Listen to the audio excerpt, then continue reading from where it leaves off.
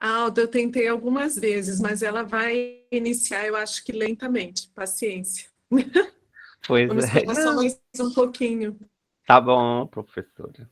Nós Uma hora esperaremos. ela tá preguiçosa mesmo. Estranho, né? Tinha iniciado e depois. Agora ela fica piscando. É.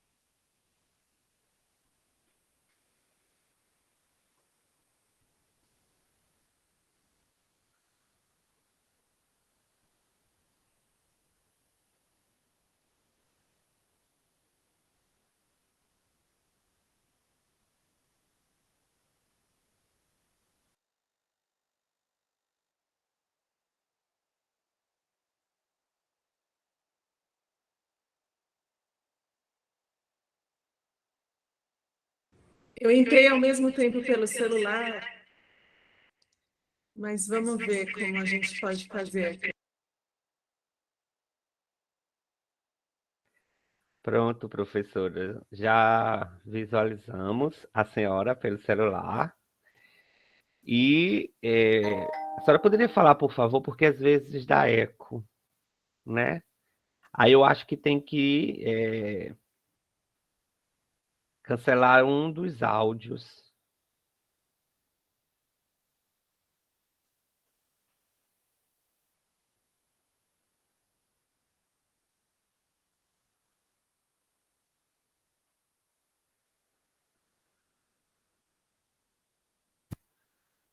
Vamos ver se dá eco.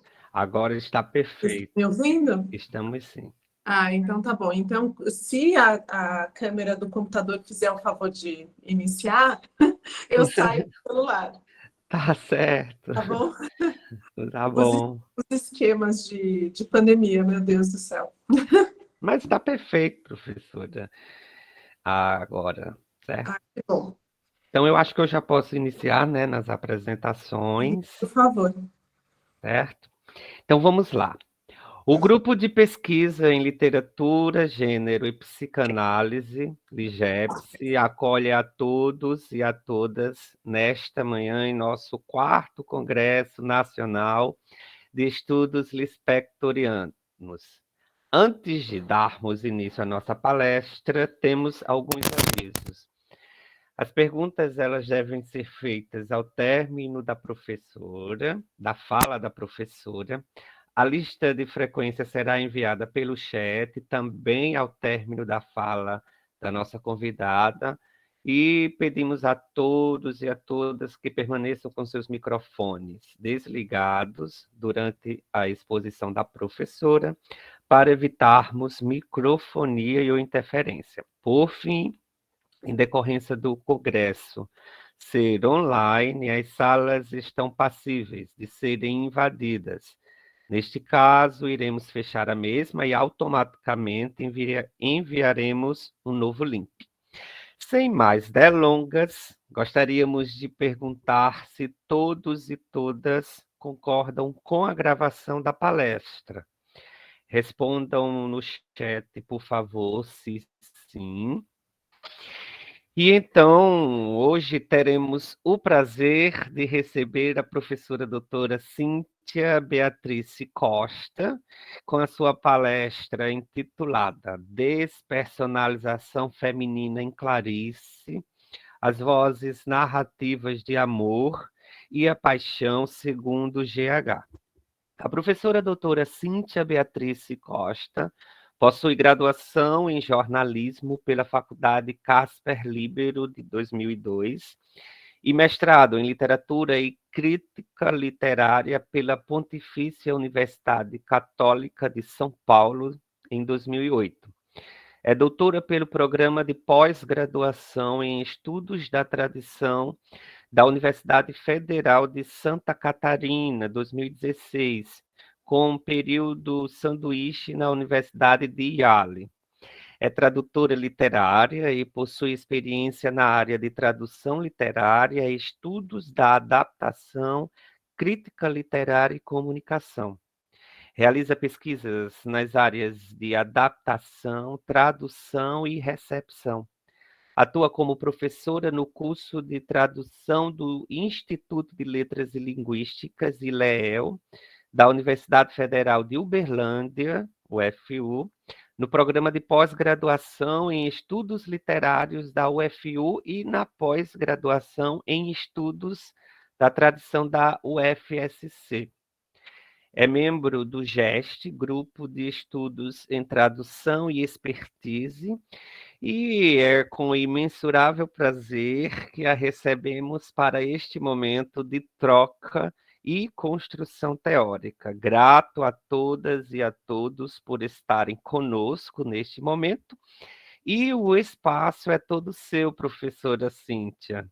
Muito bem-vinda, e nós teremos, a partir de agora, a honra de ouvi-la. Muito bom dia. Aldo, muito obrigada pela apresentação, muito obrigada pelo Congresso de Estudos Sectorianos, é um prazer estar aqui, eu adorei o convite. E eu vou seguir um texto, mas eu espero que não fique tão chato, então vou tentar conversar com vocês um pouco também. Vocês podem participar à vontade, eu sei que as perguntas são no final, mas se quiserem escrever no chat alguma coisa, fiquem à vontade e obrigada pela presença de todos.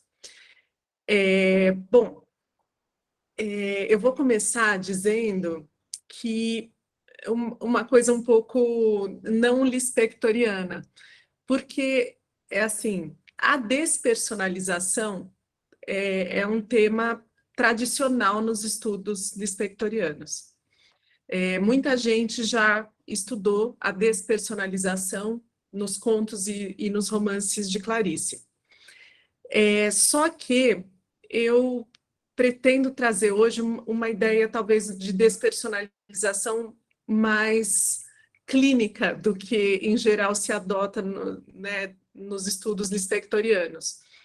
Porque a minha ideia não veio da Clarice, mas sim de algumas experiências que eu ouvi durante a pandemia.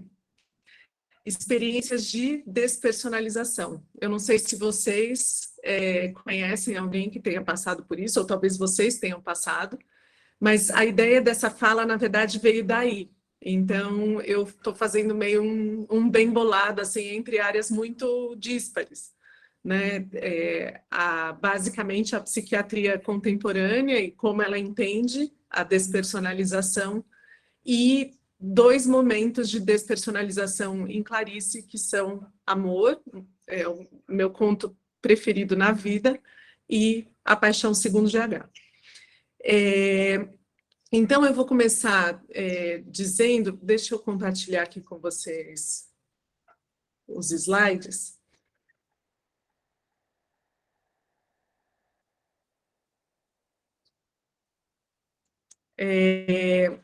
Eu vou começar dizendo, então, que eu estou me apoiando numa tradição, mas não necessariamente nos conceitos que são adotados por essa tradição. Aliás, gente, vocês estão vendo o slide? Alguém pode só confirmar para mim, falando? Sim, professora, nós estamos... Que bom, que bom. Então, eu estou me apoiando, eu li sobre a despersonalização tal qual estudada por estudiosos lispectorianos, né, como é o caso da Rafaela Teixeira Zorzanelli, que escreveu um livro que trata bastante da despersonalização.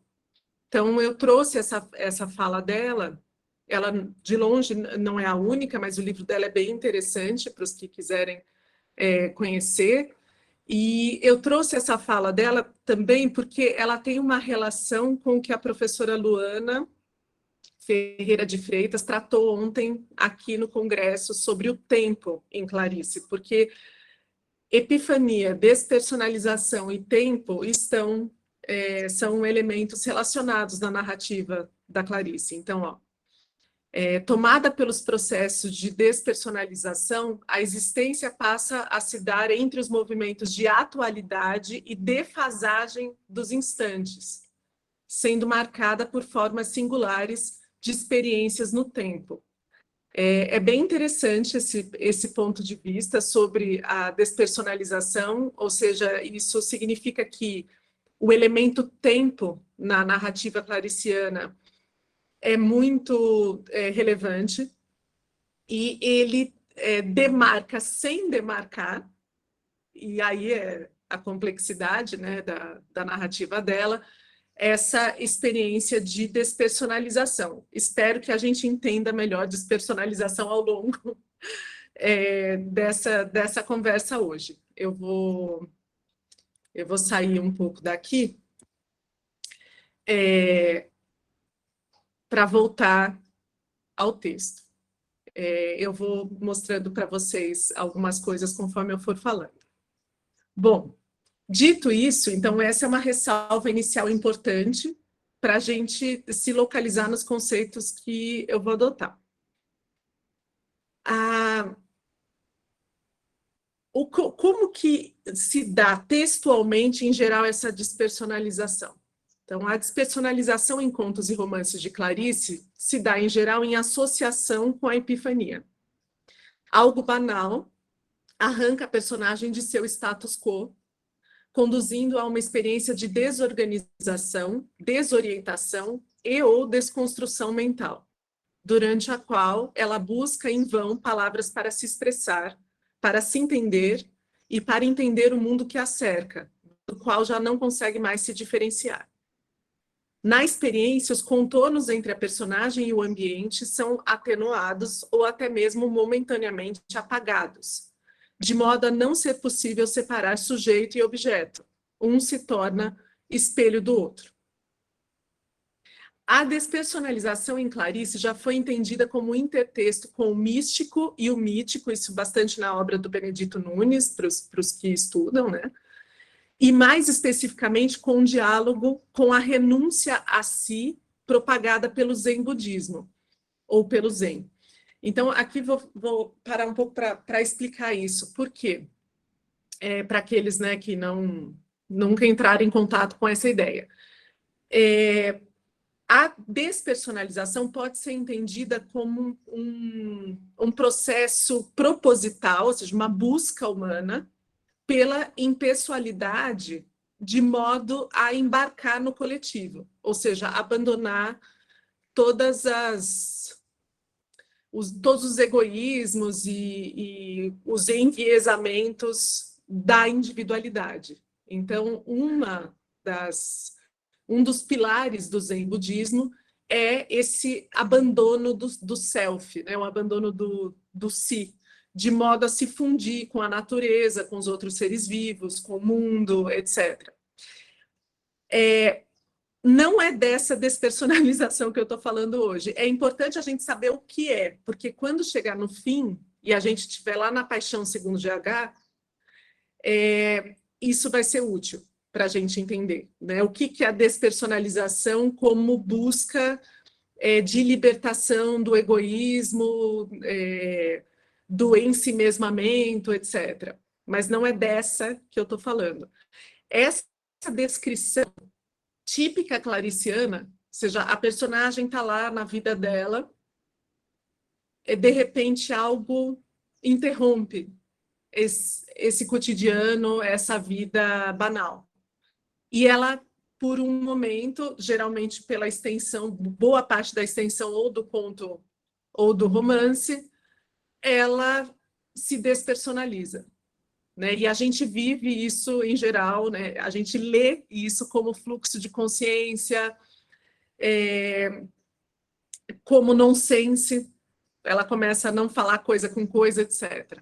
Então, esse momento vai ser entendido aqui como um momento de despersonalização na linha do que algumas pessoas relataram para mim que viveram durante a pandemia. Por exemplo, uma amiga minha foi ao supermercado e o supermercado estava todo demarcado, né? Aquele choque inicial que a gente teve quando percebeu, não, realmente nós estamos numa situação diferente.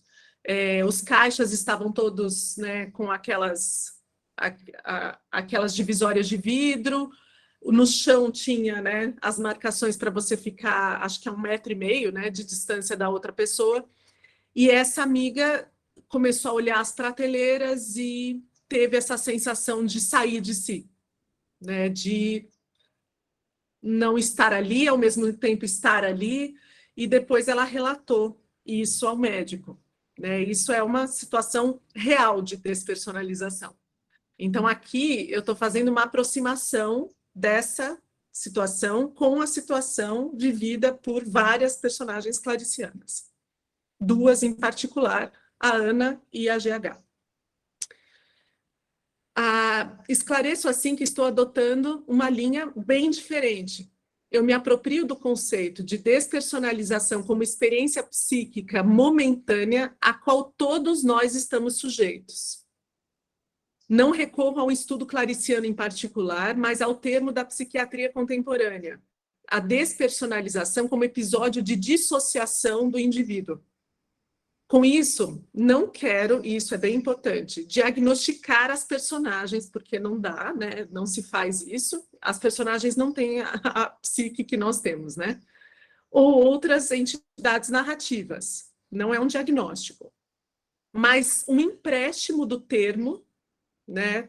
Uma ressignificação do termo, para entender possivelmente o que se passa na vida dessas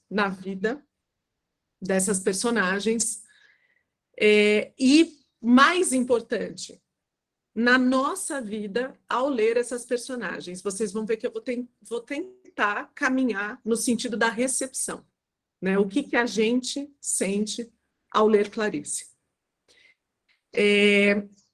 Então, aqui eu vou mostrar para vocês mais ou menos um apanhado do que seria essa despersonalização. Deixa eu compartilhar novamente a tela.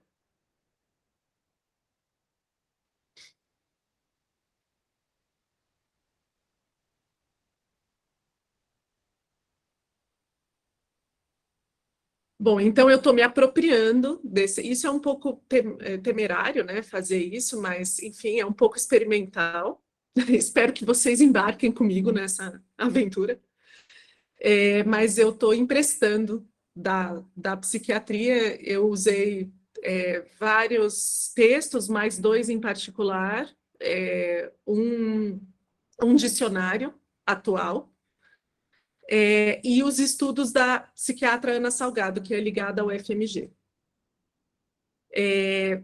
Então, para a psiquiatria contemporânea, a despersonalização é um transtorno dissociativo desencadeado por trauma ou estresse excessivo. Esse trauma pode ser um trauma passado, então um trauma da infância, por exemplo, que volta. Aliás, esse é outro assunto, mas a gente sabe também que a narrativa clariciana tem tudo a ver com a volta, né? Ela mesma fala disso, né? Esse retorno, né, do recalcado, bem psicanalítico, né? Então, essa dissociação pode se dar pela volta de um trauma, pode ser um trauma vivido naquele momento, ou seja, eu estou numa situação traumática e entro em despersonalização, eu me despersonalizo para conseguir viver essa situação traumática, ou estresse excessivo, que acho que explica muitos dos casos ocorridos durante a pandemia.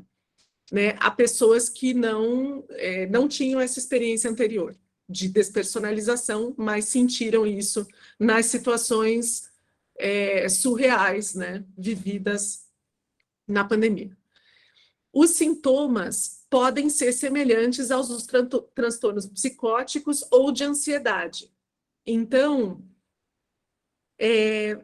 Em geral, acho que o médico ele vai tentar entender o seu contexto para saber se é um sintoma, ou seja, se na verdade você está sofrendo de outro transtorno, por exemplo, um transtorno de ansiedade, e a despersonalização é um dos sintomas, ou se você passou simplesmente pela despersonalização sem estar vinculada necessariamente a um transtorno maior.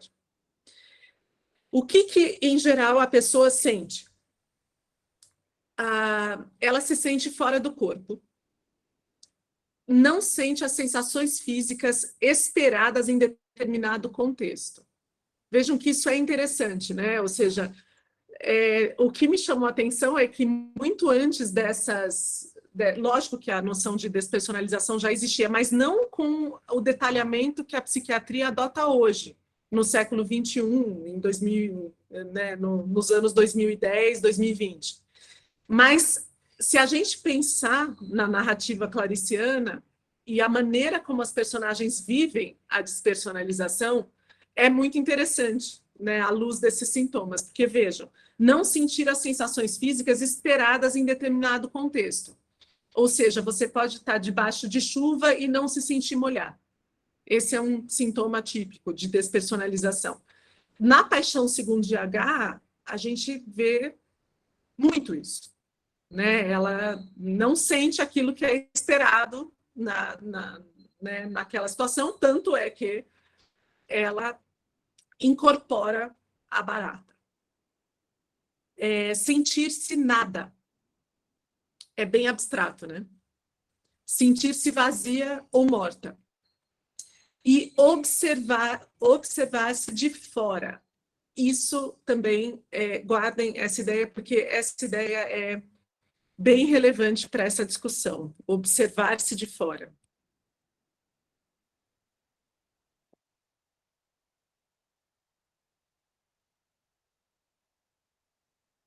Bom, esse observar-se de fora é particularmente relevante à luz do que eu vou explicar nas duas obras, né? Em Amor e A Paixão segundo GH.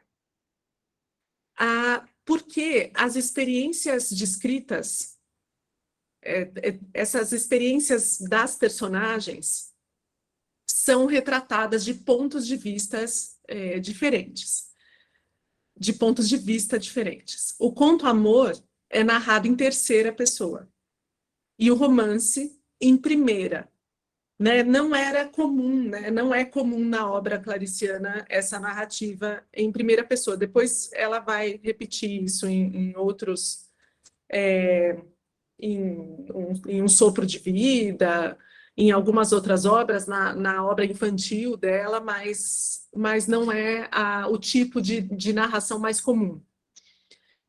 Então, antes de analisar como isso se dá e quais são as possíveis consequências dessa diferença para a nossa apreensão da experiência de despersonalização das personagens, é importante também pontuar de que concepções narrativas eu estou partindo aqui.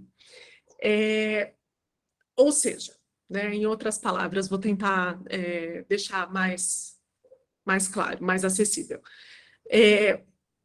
Eu estou usando teorias narrativas numa espécie de cruzamento interdisciplinar com essa noção de despersonalização para entender como que a gente vive isso durante a leitura. Por quê? Porque uma coisa é um terceiro narrar a despersonalização, que é o que acontece no conto Amor. Né? É um olhar outro. Não é a Ana quem está contando sobre a despersonalização dela. E no caso da Paixão segundo GH, é a protagonista narradora, cujo nome é desconhecido. A gente, em geral, chama de GH por causa das iniciais que ela cita. O que é bastante interessante, porque a despersonalização já é indicada no próprio título e na não apresentação dessa protagonista narradora. Então, de que eu parto para pensar nessas vozes narrativas? Bom, eu uso duas teorias que são consideradas clássicas, né? Duas propostas teóricas para entender as vozes narrativas, do Gerard Genette e do Wayne C. Booth. Para o Genette, quem escreve ficção escolhe entre duas atitudes narrativas, né? Então, assim, eu vou escrever um livro. Quem vai contar a história? Então, tem duas atitudes principais. A de fazer contar a história por uma das personagens, que pode ser em primeira pessoa, ou uma personagem observadora que fale mais dos outros do que de si, né? Ou por alguém alheio a essa história, ou seja, alguém que não participa da ação, em nenhum grau, que é o caso do narrador ou da narradora de amor. Então, temos nos dois casos em questão duas atitudes narrativas diversas. Ana, de amor, é narrada por alguém de fora, que desfruta do privilégio de penetrar em suas emoções, em seu passado e em suas experiências mais íntimas. Já a personagem narradora de A Paixão segundo GH, por sua vez, dispõe do privilégio de falar de si, de se descrever, de explorar a sua psique. Então, aqui eu queria chamar a atenção para esses dois privilégios. Em amor, o privilégio é de outra pessoa entre aspas, né? Outra entidade narrativa. E em GH, né, na Paixão, o privilégio é da própria protagonista. E isso faz bastante diferença na maneira como essa despersonalização é retratada. Então, deixa eu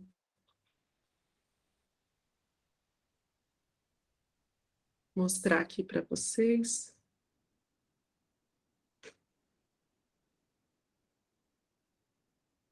Ixi, por que eu fechei? Bom, então aqui é desse esquema, então, de que eu parto. Então, vejam só, isso daqui é bem Booth, né? Bem o esquema que ele propôs para a gente entender a voz narrativa, o narrador. Então, para ele, existe o autor real, nesse caso, a autora real, a Clarice, que é apreendida por nós como uma autora implícita. A autora implícita não é a autora real.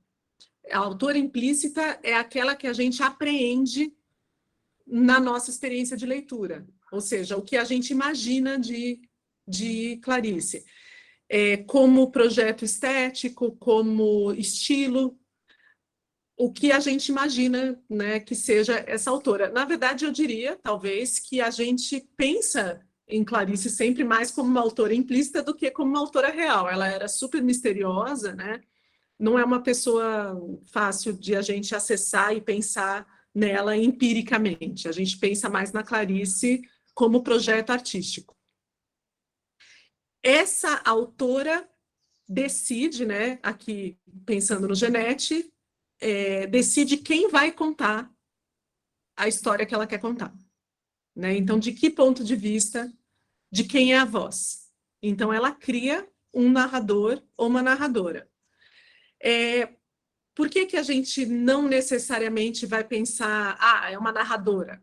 Porque é totalmente separado da entidade autor. Então, nada impede que a autora crie um narrador para narrar personagens femininas. Inclusive, na Hora da Estrela, o narrador é um homem, né? O Rodrigo SM. Mas, nesse caso de amor, a gente não sabe, né? É que o português, né, tem a inflexão de gênero. Então, a gente acaba chamando de narrador, mas pode ser uma narradora, né? E essa narradora, vamos, né, escolher assim, detém o privilégio da voz narrativa. Daí você fala, mas isso é óbvio. Não é tão óbvio assim, tanto Genette quanto o Booth dão uma ênfase muito grande a essa questão do privilégio, porque é um poder retórico muito grande controlar a narrativa sobre uma personagem. E em amor, esse privilégio é mágico. Porque, na realidade, na vida aqui fora, não teria como outra pessoa acessar uma experiência de despersonalização de forma tão intrusiva, invasiva, quanto a narradora de amor faz com a Ana. Inclusive, é muito difícil para a pessoa que vive uma experiência assim relatar depois como foi essa experiência, e mais difícil ainda para quem está ouvindo ter uma noção exata de como foi. Então, aqui é muito interessante, eu acho, a gente pensar no que a literatura é capaz de fazer e a diferença entre literatura e realidade, né? O Antônio Cândido fala disso, né? Sobre essa impossibilidade que a ficção, com a qual a ficção trabalha. E aqui, que bom que existe essa impossibilidade para a gente conseguir viver em algum grau com a Ana, por meio da voz narrativa, por meio desse privilégio grande da voz narrativa, essa experiência. Então, em suma, a Ana é narrada pela voz da narradora ou do narrador, e a GH, que é narradora-personagem, é narrada por si. Bom.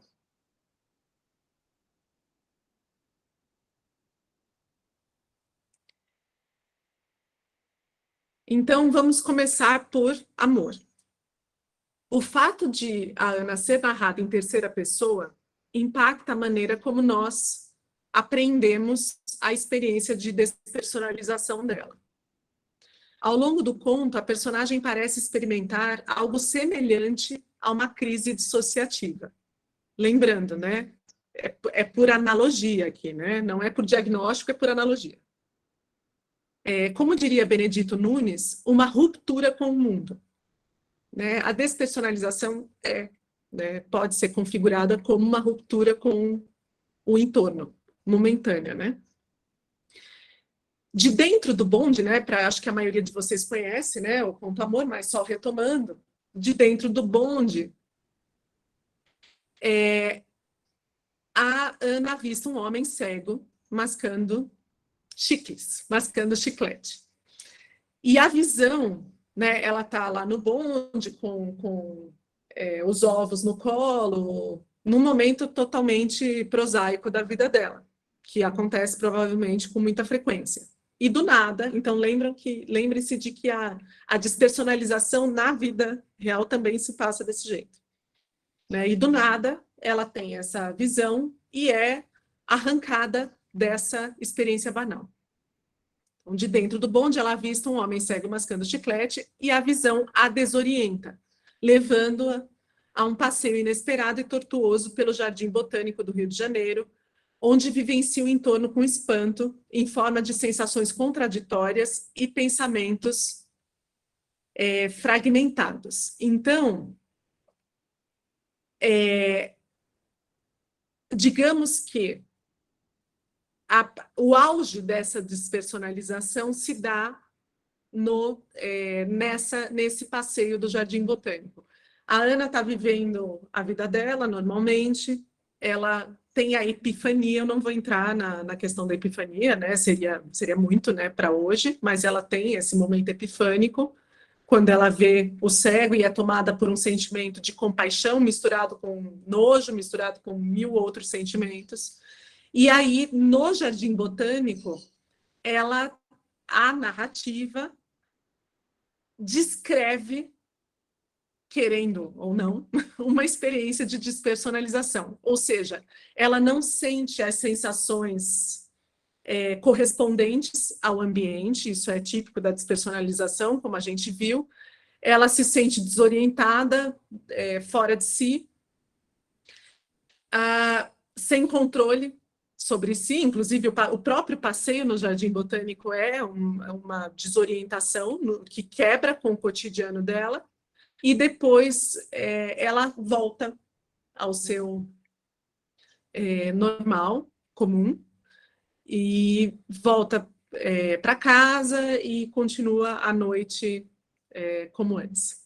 Ela se reintegra, né? Então ela está integrada ela se despersonaliza, ela se reintegra, né? O conto retrata, digamos, essa trajetória. Então, vamos olhar alguns trechos do conto.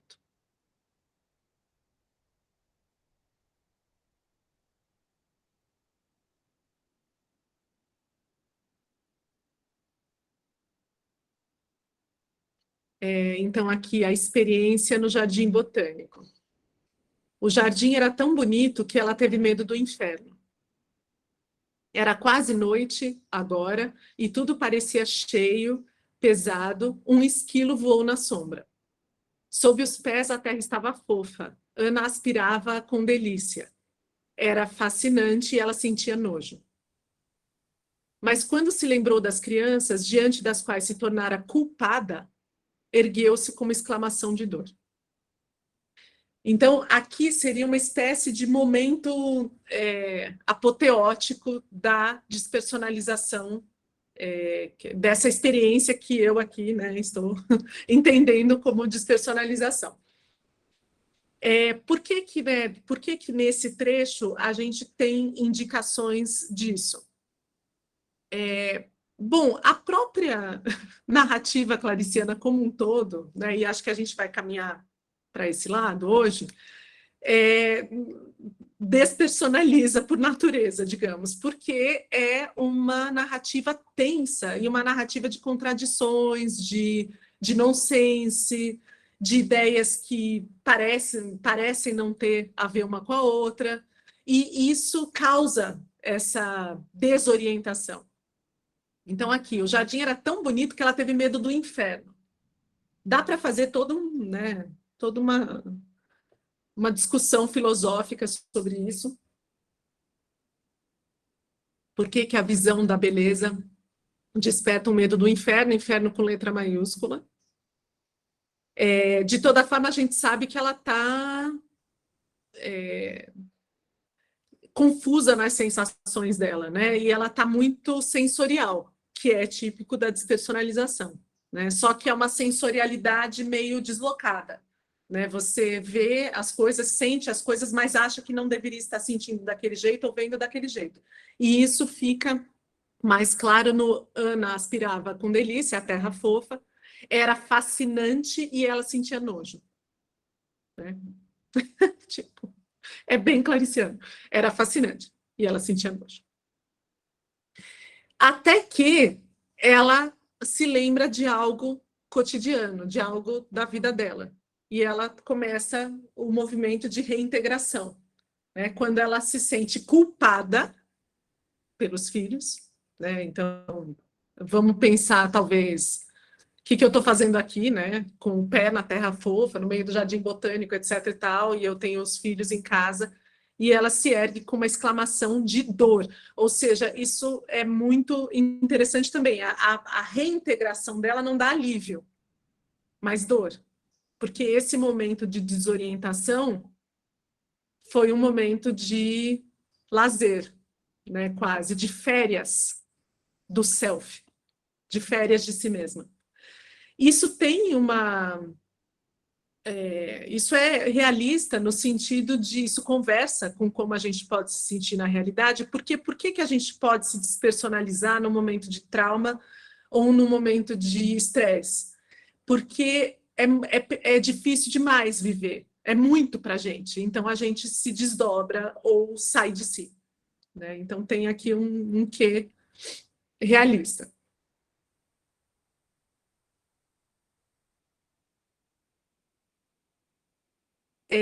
Vejam aqui, eu trouxe esse trecho para a gente pensar na narradora ou no narrador. Como essa narração é privilegiada e por que a gente apreende a sensação de despersonalização da Ana com certa...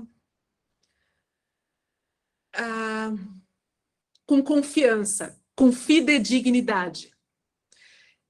Quando a narração é em terceira pessoa, essa é uma tendência, certo? Porque é como se a pessoa estivesse, então, essa pessoa, essa voz narrativa estivesse falando a verdade para a gente. É claro que, né, dá para a gente desconstruir, né, todos os narradores não confiáveis, etc. e tal. Não é o caso de Amor, a gente não costuma considerar essa voz narrativa não confiável. Mas é interessante porque o acesso que ela tem ao mundo interno da Ana deveria levantar para a gente uma dúvida, né, de como isso seria possível. Mas como é uma voz narrativa sem personalidade, sem nenhuma indicação de quem seria, a gente com frequência aproxima da autora implícita. E quem melhor do que a autora implícita, que é a criadora da Ana, para saber o que se passa com a Ana? Sua precaução reduzia-se a tomar cuidado na hora perigosa da tarde. Quando a casa estava vazia, sem precisar mais dela, o sol alto, cada membro da família distribuído nas suas funções.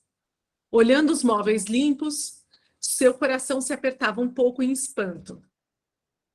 Mas na sua vida não havia lugar para que sentisse ternura pelo seu espanto. Ela o abafava com a mesma habilidade de que as lides em casa lhe haviam transmitido. Aqui é um trecho ainda do início do conto em que... Oi? Alguém falou alguma coisa? Em que essa voz narrativa, essa narradora, esse narrador, faz uma digressão contando para a gente, né, o leitor implícito, não o leitor empírico, não nós, mas o leitor que está inscrito no texto, assim como o autor implícito, temos os leitores implícitos também. Uma digressão para localizar a gente na realidade dessa personagem. Então, isso mostra que essa voz narrativa sabe tudo sobre essa personagem. É uma voz, a princípio, onisciente. Porque sabe como que ela passa os dias dela em geral e relata no passado. Né? Então, por que, em geral, as narrativas são no passado? Né? Os verbos são conjugados no passado e dá essa impressão de era uma vez. Porque o narrador ou a narradora já sabe tudo, né, que aconteceu, que está para acontecer, e a personagem não sabe ainda. Então tem aí uma posição deficitária da personagem com relação à própria experiência dela, se comparada ao ponto de vista do narrador. Né? O narrador é privilegiado nesse sentido também, não só porque ele controla, né, a narrativa, o que ele vai falar, o que não vai falar, etc., como porque ele sabe o que vem em seguida. E a personagem não sabe ainda, porque ela está morando lá dentro da diegese. É um pouco abstrato, né, gente? Mas é bom a gente, né, pensar um pouco sobre isso.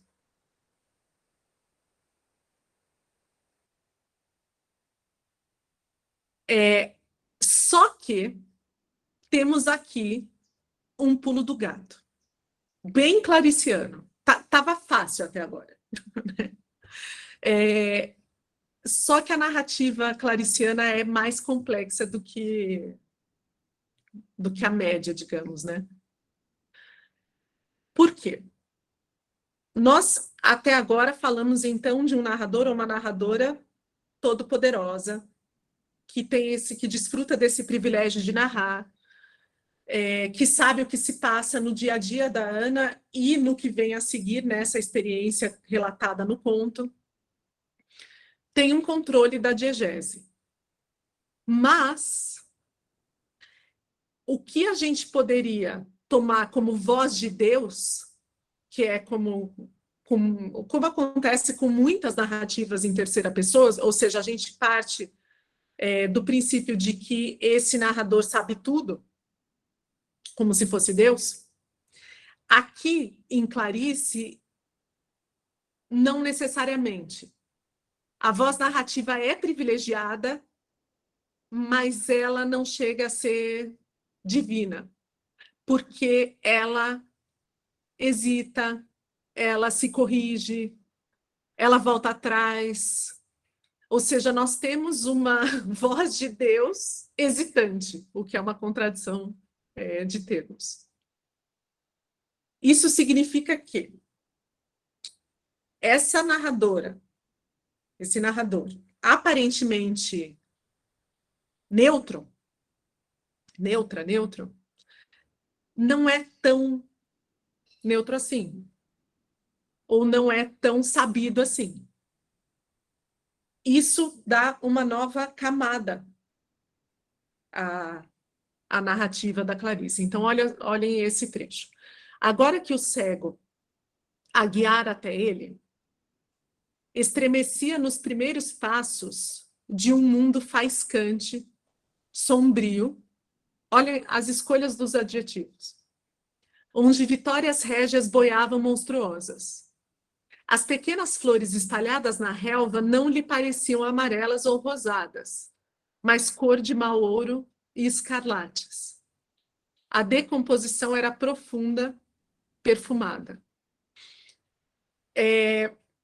Eu adoro esse trecho, acho muito bonito e acho que ele demonstra essa voz narrativa que tenta, né? Tenta sempre, né? Isso é muito clariciano, né? Uma voz narrativa que tenta aprender o mundo, mas não consegue totalmente, ou vai tentando ficar cada vez mais precisa, mais exata e escorrega, né? Tem até as reticências ali. Então, decomposição perfumada, né? Tem as contradições. É um mundo faiscante e sombrio. Tem faísca, mas tá na escuridão. Essa construção as flores espalhadas na relva não lhe pareciam amarelas ou rosadas. Mas por que pareceriam amarelas ou rosadas?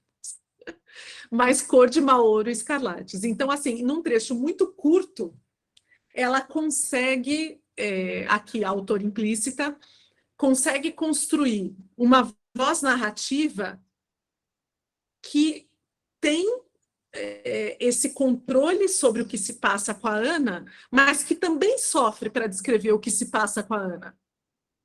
Não é tão fácil para essa voz narrativa aprender a experiência da Ana que ela está descrevendo. Então, nós temos aqui duas camadas de desorientação. A desorientação da personagem, né, que é a experiência que a personagem vive, e a semi-desorientação da voz narrativa, que tenta aprender a desorientação da personagem. Deixa eu voltar aqui um pouco.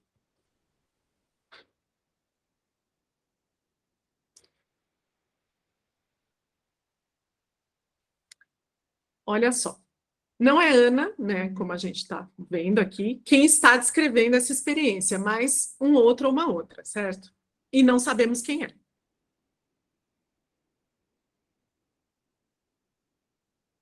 é. Essa voz privilegiada supostamente tem um poder discriminatório do discurso. É o Benedito Nunes quem fala isso, sobre a narrativa clariciana como um todo, não só em amor. Porém, esse poder discriminatório também tem limites. É uma narradora, um narrador onisciente, mas com poréns, porque estamos em Clarice. Então, olha só. Se o narrador ou a narradora, vamos questionar, sabe tudo, por que às vezes hesita? Por que cai em reticências? Por que usa adjetivos contraditórios? A hesitação e esse autoquestionamento entremeado na narração são expressos com frequência também pelo uso do discurso indireto livre, confundindo assim a voz narrativa desconhecida com uma suposta voz da própria personagem. A gente vai ver um exemplo daqui a pouco. Estamos diante, portanto, de uma dupla despersonalização, tanto no nível da temática ou do enredo, quanto no nível da estrutura e do estilo narrativo. Como disse Prado Júnior, Clarice inscreve os sentimentos na própria forma que procura testemunhá-los. Ela performa, ela efetua em sua forma, no texto, aquilo de que ela trata. Então, aqui vou fazer só um parênteses para dizer que esse talvez seja o grande quê literário, né, da obra clariciana, do projeto clariciano, que é essa coincidência entre a matéria, né, o assunto, e a estrutura. E em Amor nós temos isso. Ou seja, a Ana está vivendo uma despersonalização. A própria voz narrativa parece despersonalizada. E, em último grau, nós, leitores implícitos ou empíricos, podemos experimentar, ainda que como simulação, uma experiência de despersonalização durante a leitura também. Né? Não a despersonalização clínica, mas uma simulação de despersonalização. A personagem Ana vive a despersonalização, a voz narrativa luta para retratar essa despersonalização, e nesse sentido a gente tem essa dupla camada. Vou mostrar aqui para vocês um esqueminha que eu tentei fazer.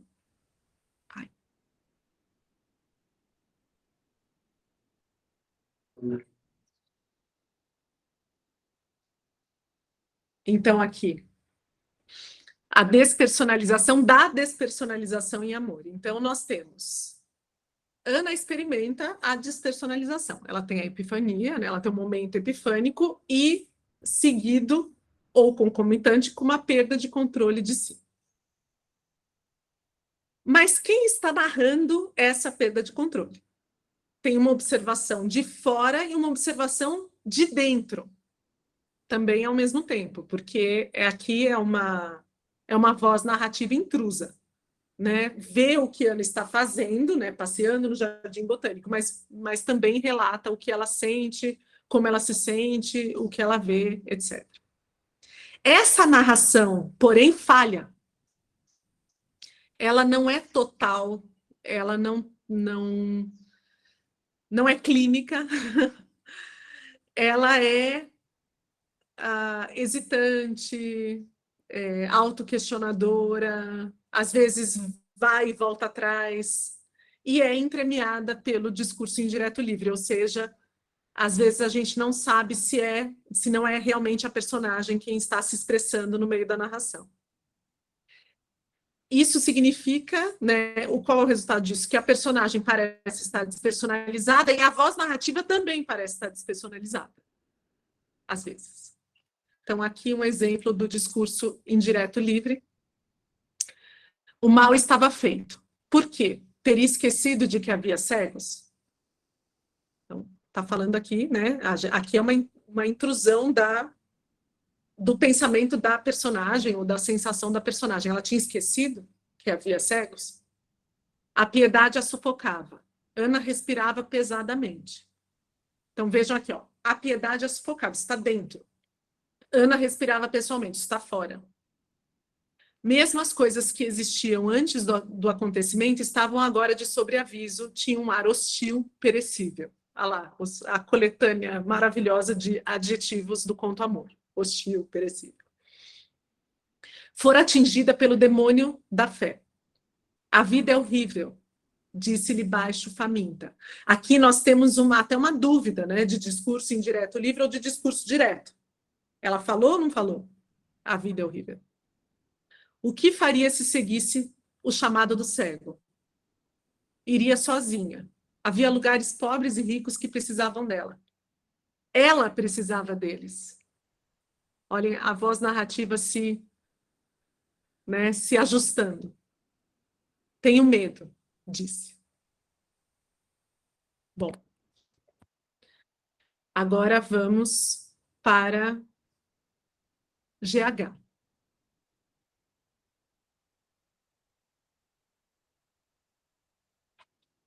Claro que daria para falar muito mais, né, gente? Mas porque, enfim, você puxa um fio em Clarice dá para passar o resto da vida puxando. Mas vamos a GH. Então, diferentemente, né, do que se passa em Amor, GH vivencia e narra a despersonalização de outra forma. A sua incursão pelo quarto da empregada, então, eu acho que a maioria de vocês também sabe, né, do que se trata, a Paixão Segundo GH, na verdade, mal tem enredo, né? É uma personagem aparentemente bem de vida, digamos assim, né? Ela mora num apartamento de cobertura, cuja empregada foi embora no dia anterior, né? Deixou o serviço. E ela resolve arrumar o quarto da empregada e toda a experiência dela de despersonalização se passa lá.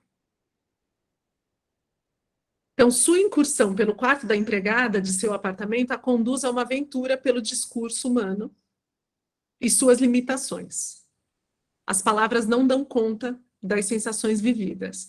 Trata-se do relato pormenorizado de um episódio de desorganização mental. Ela tenta, basicamente, né, a Paixão Segundo GH, uma das possíveis interpretações é isso, né? É uma personagem tentando descrever uma desorganização que não pode ser completamente exprimida por meio do discurso. O discurso humano falha, né? Volta na questão da voz narrativa do amor, né? É falho o discurso, ele dá conta, mas ao mesmo tempo não dá.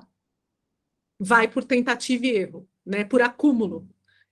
A GH vai dando para a gente cada vez mais exemplos, digamos assim, ou vai, né, caminhando cada vez mais para uma filosofia, para um sistema filosófico, como a gente vai ver na conclusão, quando ela fala de despersonalização, para tentar explicar essa experiência dela. Ao longo do livro, a experiência de despersonalização da personagem narradora é retratada como uma não diferenciação entre o seu eu e o entorno. Como eu disse lá no começo, esse é um traço realista de despersonalização. Você perde o controle, né? O que sou eu, o que está ao meu redor. Ela não consegue se separar do que sente e do que vê. A gente vai ver alguns exemplos daqui a pouco.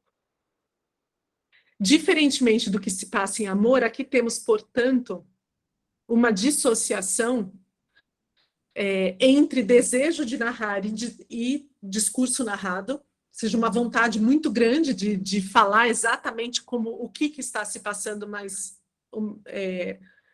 em glória, né, uma luta em glória para falar, entre o que é sentido e o que se consegue dizer sobre o que é sentido, elevada à máxima potência. Então, essa dissociação aqui é extrema. Graças ao privilégio da voz narrativa cedido à personagem, porque agora é ela mesma, né? Não é uma voz narrativa estrangeira, externa. E ela desfruta desse privilégio tanto quanto possível. São páginas e mais páginas de tentativa de uma explicação que ela reconhece como impossível.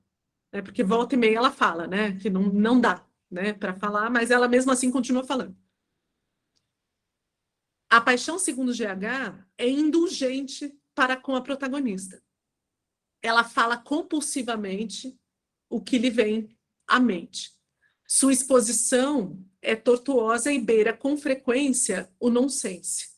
Mas nem por isso ela para, né? Ela continua falando. A despersonalização repete-se como traço da escritura clariciana em multicamadas.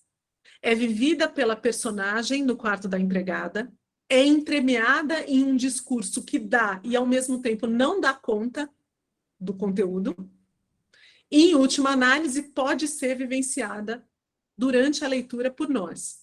E aqui sim, né, até se alguém de vocês quiser contar sobre sua experiência com a Paixão Segundo GH, aqui sim eu posso falar pelo menos de mim, isso é bem pessoal. Quando eu li o livro, pela primeira vez ainda na adolescência, e depois acho que a segunda vez já adulta, eu vivi, assim, instantes de despersonalização.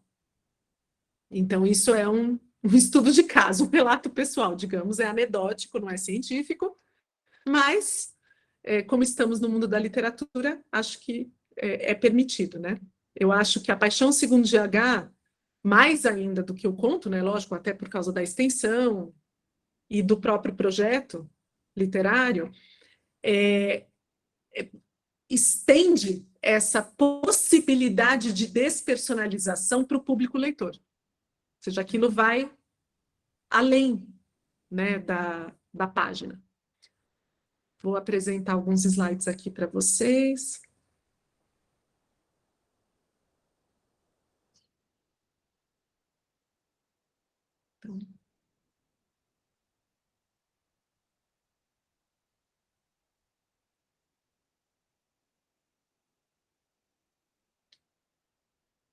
Então, aqui nós já temos, né, uma narrativa bem mais difícil, digamos, né? Veio 14 anos depois de Amor, da primeira publicação de Amor em 1950.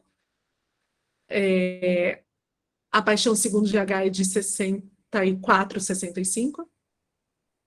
E, como eu tinha comentado, foi o primeiro romance em primeira pessoa da Clarice. No prólogo, que eu estou chamando de prólogo, não é exatamente um prólogo, mas quem lê o livro sabe, né, que começa com uma viagem que a gente não entende, e só depois, né, lendo o resto e estudando Clarice, etc., que a gente consegue ter uma noção, assim, mas é bem chocante quando a gente lê pela primeira vez. Não sei o que fazer do que vivi, tenho medo dessa desorganização profunda. Não confio no que me aconteceu. Aconteceu-me alguma coisa que eu, pelo fato de não a saber viver, vivi uma outra? Olha, mais despersonalização que isso, só dois disso.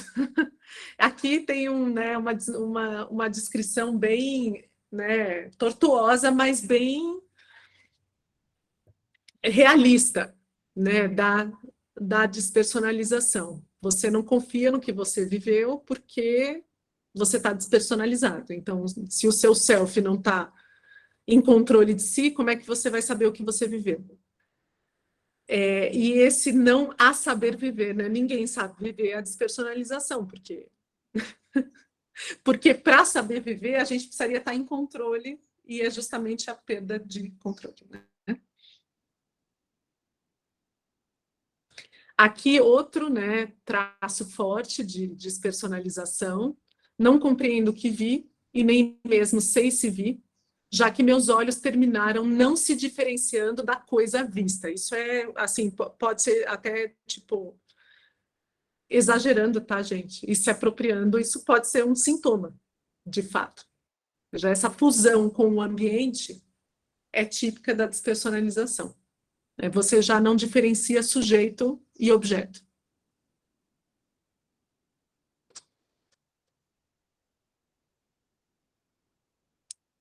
Aqui, um trecho de que eu gosto bastante. Na verdade, esse trecho tem um intertexto com outra instância, dessa vez psicanalítica, né, para os que estudam literatura fantástica aqui, né, com Unheimlich, né, essa infamiliaridade.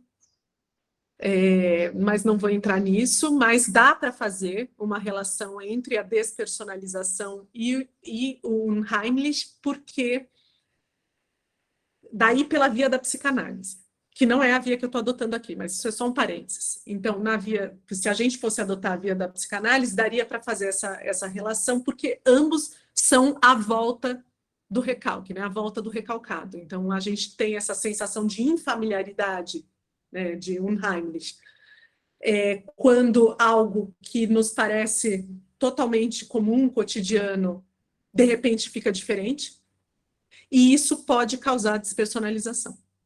Né? Então, estou vivendo aqui a minha vida normalmente, daí eu vejo esse copo azul, e do nada, né, eu não reconheço mais.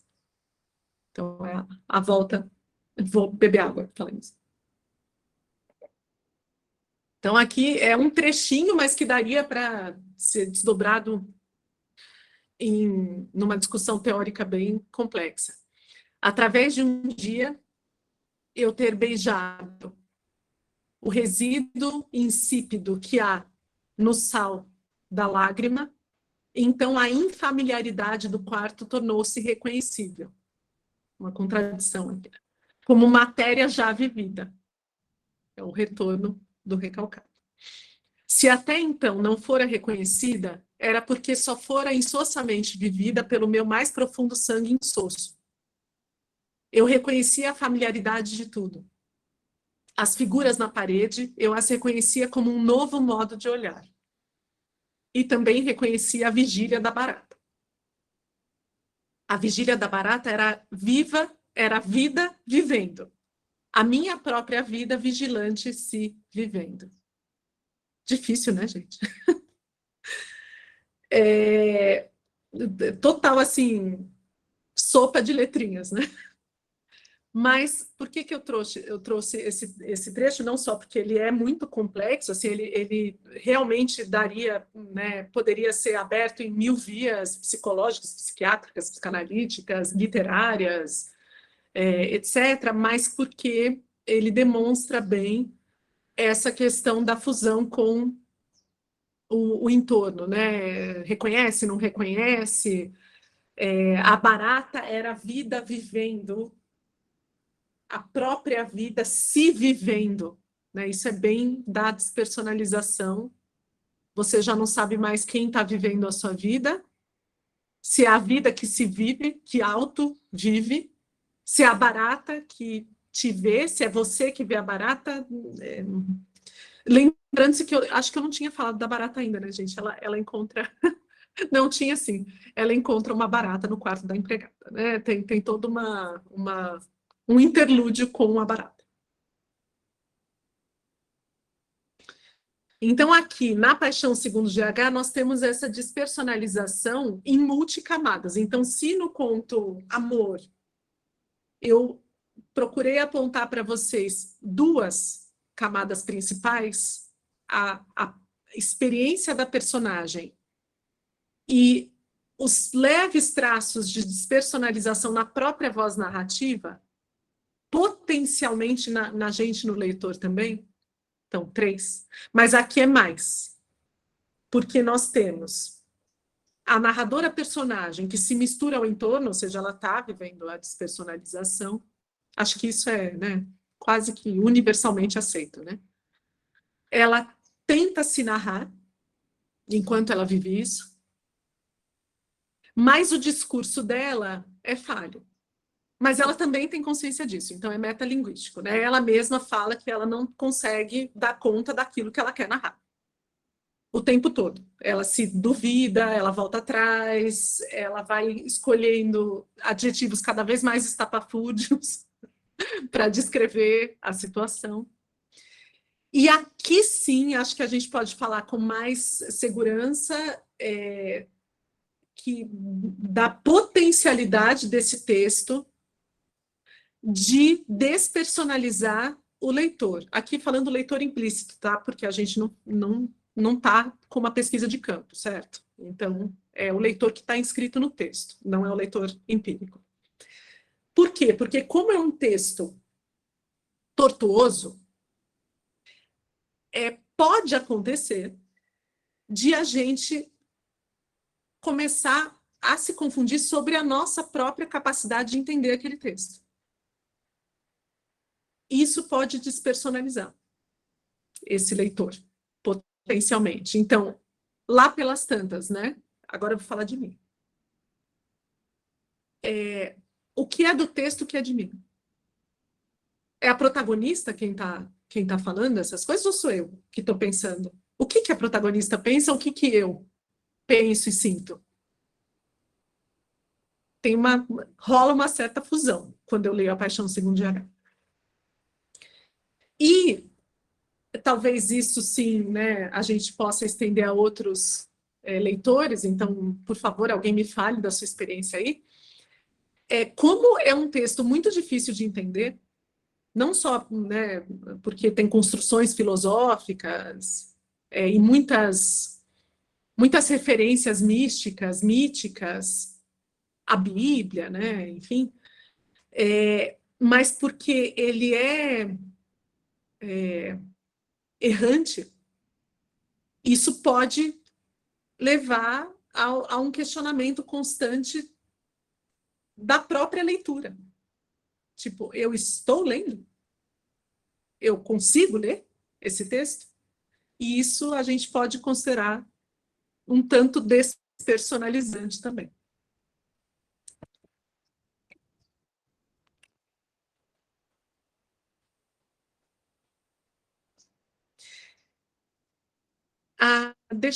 Não, acho que eu vou voltar um pouco, depois eu volto nisso daqui, que é quando eu vou fechar, né, a apresentação com isso, que é quando a narradora, a GH, finalmente fala de despersonalização. Ela teoriza sobre despersonalização nas páginas finais do romance. Por isso também que não é tanta viagem, né, a gente falar de despersonalização em Clarice, porque ela mesma, né, fala disso, né, por meio da personagem. Então, espera um pouquinho, eu já volto lá para a gente fechar. Aqui.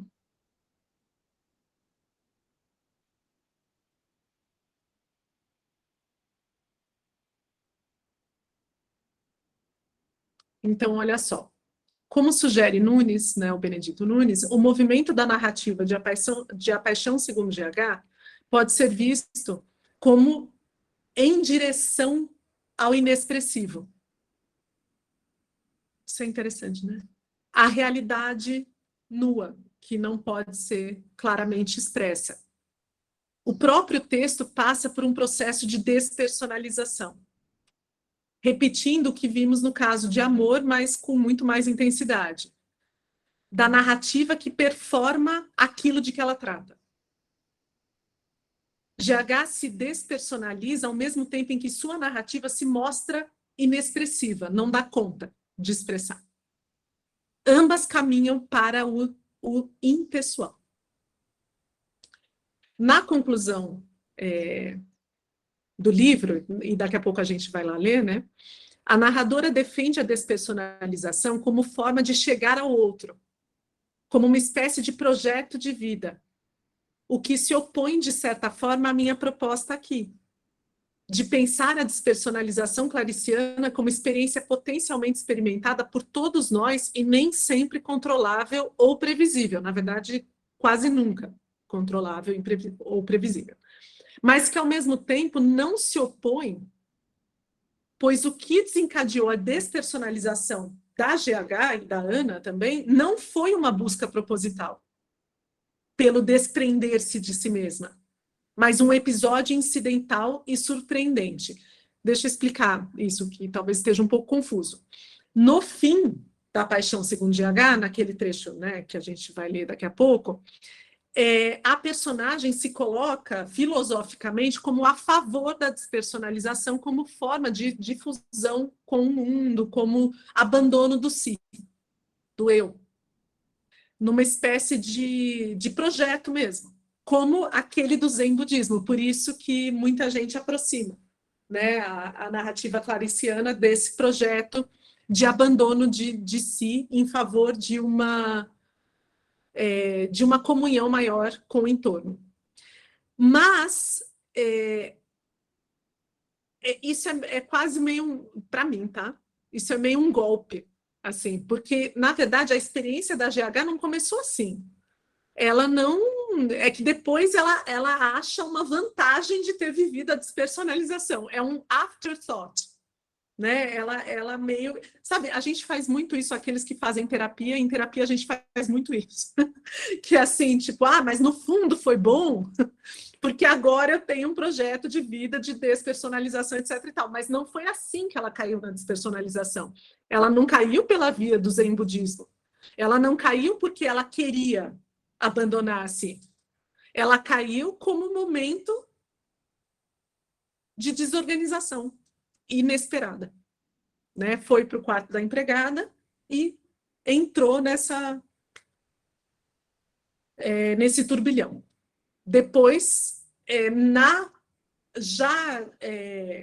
catando os caquinhos, já se reintegrando, ela, né, conclui que é uma coisa super boa, se despersonalizar.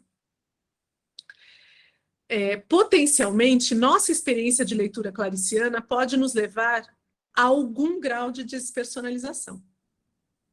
Não acontece fatalmente, ou seja, eu não posso dizer para vocês não leiam A Paixão Segundo GH, que com certeza vocês vão se despersonalizar, claro que não, né? Porque essa é uma experiência individual, que depende de diversos fatores. Mas o potencial está ali. Essa é a hipótese que eu estou oferecendo. Pois a escritura clariciana nos conduz por um caminho antinarcísico, contrário à autoafirmação. A leitura é incômoda e, por vezes, cansativa, verborrágica demais e expressiva de menos. Já fala muito, mas expressa pouco. Essas características podem compor uma experiência de dúvida do que compreendemos e do que não compreendemos, de questionamentos filosóficos inesperados, de hesitação sobre a nossa capacidade de interpretar um texto literário.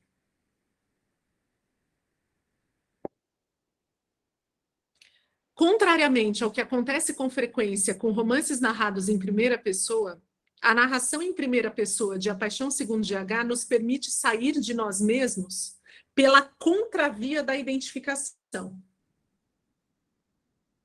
Só um parênteses aqui para entender isso.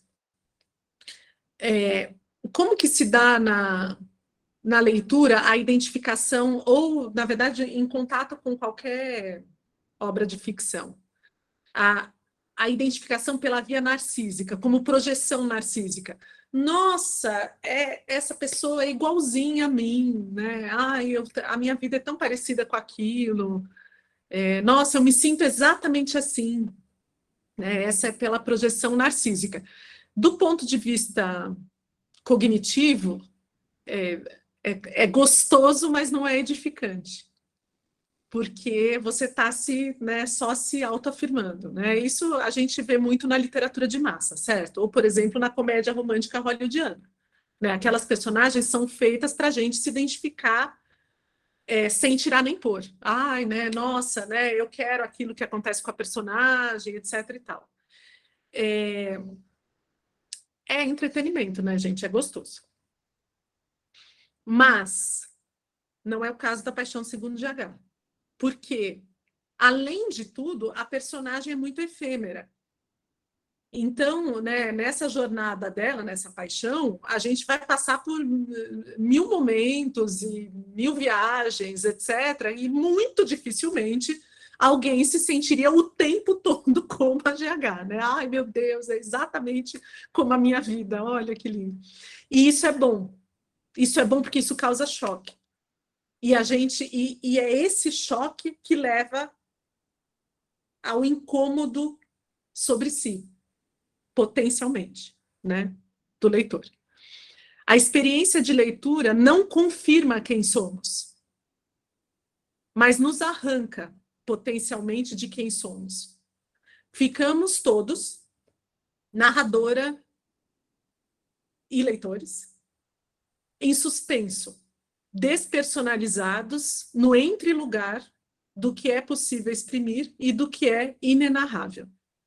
Então, agora, para fechar, vamos ler a defesa, a super defesa de GH da despersonalização como forma de vida. Então, aqui, né, nas páginas finais do texto,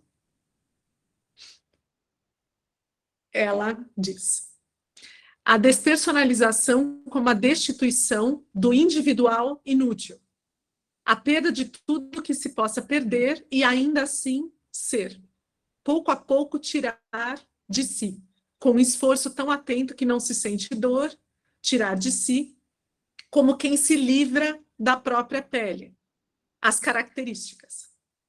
Tudo que me caracteriza é apenas o modo como sou mais facilmente visível aos outros e como termino sendo superficialmente reconhecível por mim. Assim como houve um momento em que vi que a barata é a barata de todas as baratas, assim quero de mim mesma encontrar em mim a mulher de todas as mulheres. a despersonalização como a grande objetivação de si mesmo, a maior exteriorização a que se chega. Quem se atinge pela despersonalização reconhecerá o outro sob qualquer disfarce. O primeiro passo em relação ao outro é achar em si mesmo o homem de todos os homens. Então, aqui, para fechar, nós temos toda essa consideração filosófica, que sim, é bem próxima da proposta do Zen, de desapego do eu em pró de uma aproximação maior do todo, né? Então, você não é, né, você no sentido pequenininho, né? Você vai em direção a uma comunhão universal, né? Por isso a mulher de todas as mulheres, o homem de todos os homens, a barata de todas as baratas, somos um só, né? Então aqui tem, né, claramente esse traço que, aliás, pensando no momento histórico, estava, né, eu não pesquisei isso, não sei se a Clarice sabia disso, ou tinha contato com isso, mas estava meio bombando, né, na década de 1960. O contato com culturas orientais foi um momento em que muita gente foi praticar yoga na Índia, por exemplo, ou que entrou em contato com os variados tipos de budismo, o Zen budismo sendo um deles, mas que eu vou terminar com isso, não me convence totalmente no sentido de que a GH estava desde o começo, no fundo, nesse movimento consciente de autoaperfeiçoamento. Isso não acho convincente, eu acho que ela se justifica posteriormente. Ela primeiro viveu uma despersonalização inesperada e depois descobre as vantagens da despersonalização. E eu vou terminar aqui. Por favor,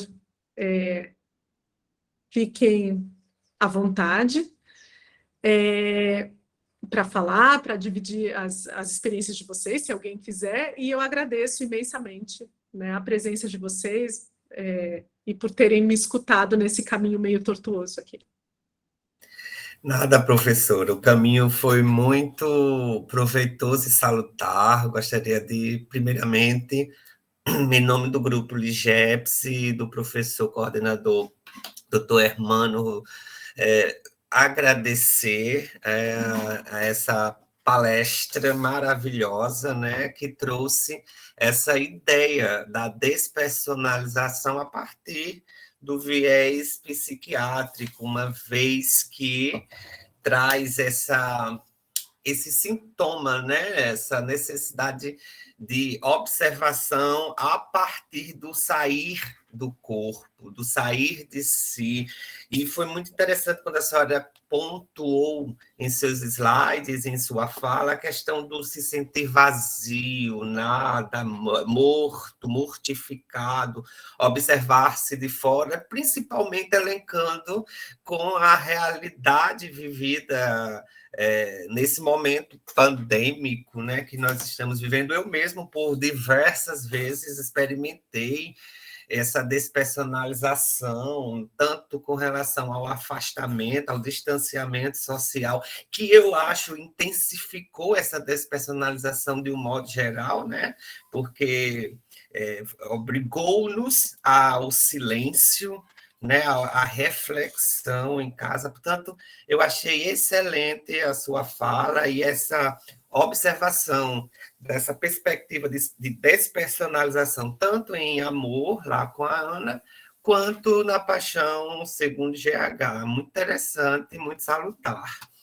Bom, aqui no chat, o Frederico está agradecendo a palestra da professora, muito interessante o seu emprego de despersonalização em relação às obras citadas, um estudo da teoria psicanalítica e o Freud no texto Um Distúrbio de Memória na Acrópole, menciona esse fenômeno como uma situação em que o sujeito se encontra com a personalidade dividida, algo que geralmente ocorre por meio de encontro o infamiliar, que é o estranho, né? Daí essa sensação de que parte da realidade externa ou do nosso próprio eu nos é estranha. Parabéns, foi maravilhoso. Luana disse também que foi excelente, professora. E se alguém deseja fazer aí alguma pergunta, trazer alguma contribuição, fiquem à vontade.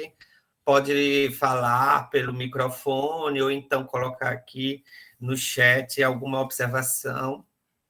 Eu fiz assim, eu fiquei muito reflexivo, professora, com essa... Eu sei que não tem nada a ver a despersonalização com a experiência de quase morte, né?